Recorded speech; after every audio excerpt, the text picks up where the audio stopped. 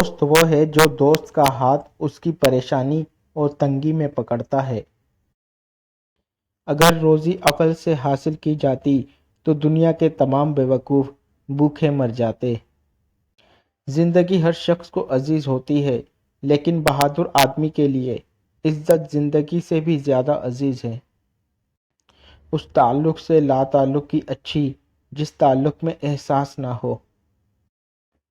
ایک دانا سے کسی نے پوچھا، ہم ایسا کیا کریں کہ سب کی نظروں میں اچھے بن جائیں؟ دانا نے جواب دیا، اس دنیا میں اگر کوئی فرشتہ بھی بن جائے تب بھی اسے برا کہنے والے موجود ہوتے ہیں۔ جنت کے منتظر نہ رہو، بلکہ اپنے اعمال ایسے بنا لو کہ جنت بھی تمہاری منتظر ہو جائے۔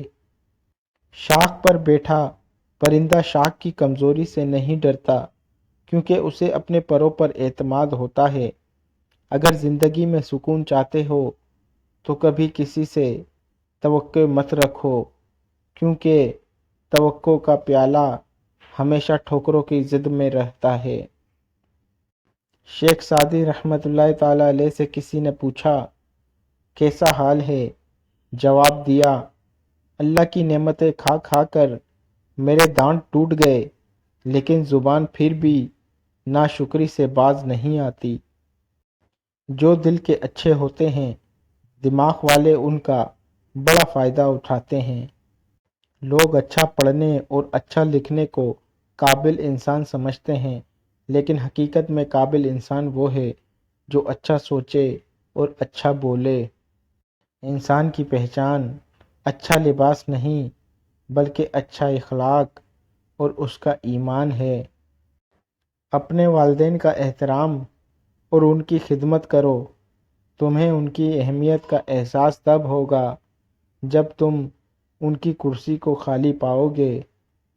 اپنی زندگی میں ایسے دوست کو شامل کرو جو آئینہ اور سایہ بن کر آپ کے ساتھ رہے، کیونکہ آئینہ جھوٹ نہیں بولتا اور سایہ ساتھ نہیں چھوڑتا۔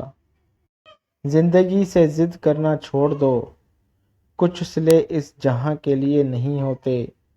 سبھی خواہشیں اس جہاں میں پوری ہونے لگے تو پھر اگلے جہاں کے لیے کیا باقی رہ جائے گا؟